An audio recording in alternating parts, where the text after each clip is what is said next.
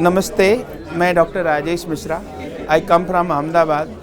I practice as a honorary consultant intensivist, more in the teleconsulting and tele-ICU.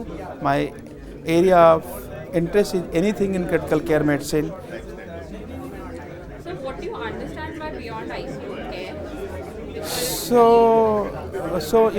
Nowadays time where you have a lot of patient who really doesn't need ICU, but they need monitoring, because if we don't monitor, when they deteriorate we don't know.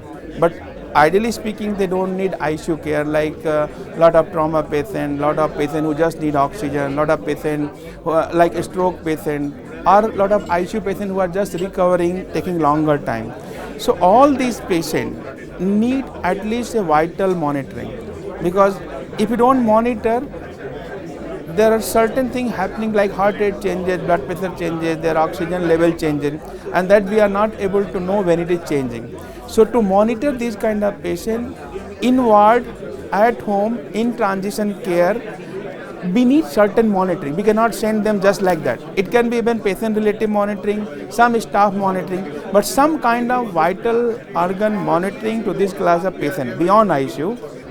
For those patients who are borderline, doesn't need ICU care but cannot live without monitoring, is where we have a transition care or beyond ICU care the place. How do you transfer patients from ICU to critical care unit? Look, ICU and critical care unit is same. I think you want to ask how to transfer from ICU to low intensive care, high dependency or ward. So when patient has recovered, he doesn't need any organ support, he doesn't need ventilator in the patient, or he needs any medicine to blood pressure, and he can breathe off his own, he can move off his own. That is time where we move.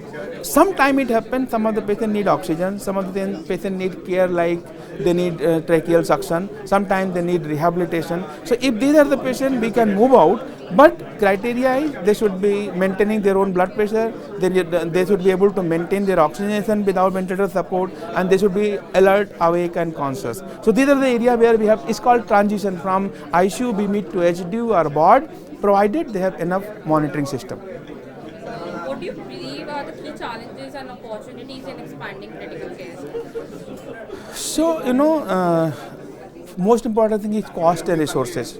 So whenever you expand only ICU and typical ICU, it's expensive, it needs manpower, it needs monitoring. We don't need to have for everything.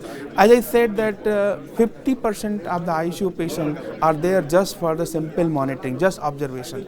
And if you have a monitoring system who can just monitor and predict that this patient is stable or deteriorating, we don't need to really expand ICU, rather than we need to monitor the monitoring system which predicts, okay, this patient is sick, this needs typical ICU care. When we talk about ICU care now, that means you need ventilator, you need medicine to blood pressure, you are not able to pass urine, or you are not able to maintain oxygenation, then only you need to be ICU.